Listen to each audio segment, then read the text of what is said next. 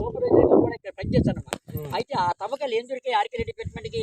Romans level coins, Satavahana coins, ముఖ్యంగా పాలకుడు కొంచెం శిల్పాలు, కొంచెం కొత్త కొంచెం శాసనాలు దొరికాయి. ఇవి ఏ కాలం నడిచిందివి అని నిపుణులు పరిచయం చేశారమ్మా. నిపుణులు అంటే ఎవరు? జియాలజీ వాళ్ళు, ఆర్కియాలజీ వాళ్ళు. అలా 2200 సంవత్సరాల చరిత్ర ఆధారాలని 1988లో అధికారపూర్వకంగా ఎల్లో తెచ్చారు మేడం. అయితే ఈ సబ్జెక్ట్ మాకు ఆర్కియాలజీ స్పెషల్గా ట్రైనింగ్ ఇస్తారు కదమ్మా. ఐఎస్ ఆఫీసర్, ఐపీఎస్ ఆఫీసర్, జిల్లా జైలు వస్తారు కదా, చాలా మంది పిలిచి అడుగుతారు మమ్మల్ని. బాబు హిస్టారికల్ వాటికి రండి సార్, గైడ్ చేయడానికి. గైడ్ చేస్తే 100, 50, 200 ఇస్తారు. ఇలాగ రోజుకి 400, 500 కూడా సంపాదించుకుంటామా. అయితే అనసేజులు ఎవరు కదా సెక్యూరిటీ గార్డ్గా చేస్తున్నాను. నేను గైడ్గా వచ్చాను 2003లో. 7,500 శాలరీ ఇస్తామంటే గైడ్గా వచ్చాను. ఆ పోస్టులు గవర్నమెంట్ రాస్తాడు. గవర్నమెంట్ వాళ్ళు ఏమన్నారంటే, మీ డిపార్ట్మెంట్ ఆర్కియల్ డిపార్ట్మెంట్ ఏం ఆదాయం ఉండదు, ఆదాయం లేని డిపార్ట్మెంట్ పన్ను కోసం ఎక్కడ శాలరీ గైడ్ పెట్టాలంటే అని సార్ వాళ్ళు.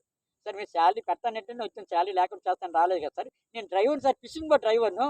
ఇక్కడి నుంచి బంగ్లాదేశ్ బార్డర్ వరకు యాడ్ చేసుకోవాల్సి వస్తుంది వెస్సల్లో. మేము రోజుకి 1000 రూపాయలు సంపాదించుకుంటాను నేను. మా తోటని ద్రాక్షలు ఉన్నారు, వాళ్ళు పురుగులు పుణ్యాలు తీసుకోవాలి, జీవనాధారాలకైనా పనిచేస్తాం కదా సార్. సారీ సార్, మానేసి వెళ్ళిపోతాను సార్ అని చెప్తారమ్మా. అప్పుడు వాళ్ళు ఏమన్నారు, అప్పరమైన సబ్జెక్ట్ ఉంది కదా, గైడ్ పోస్ట్ నీకే ఇస్తాము, ఆత్మనిగా జాయిన్ అయిపోయినారు. 2003లో 1500 జాయిన్ అయ్యాను. ఇప్పుడు 13,000 ఇస్తాను శాలరీ సెక్యూరిటీ గార్డ్గా. మరి గైడ్కి సబ్జెక్ట్ తెలుసు కదా, పెద్ద పెద్ద చెప్పించుకుంటారు. ఆ 12 వచ్చినా డబ్బులు వస్తాయి. ఇలా సెక్యూరిటీ గార్డ్ని గైడ్గా చేశాను కదా, అందరికీ చెప్తూ ఉంటాను. ఇలా ముందుకెళ్తే పార్క్ అది కనిపిస్తుందమ్మా. ముందుకు కూడా వెళ్ళండి అలాగే.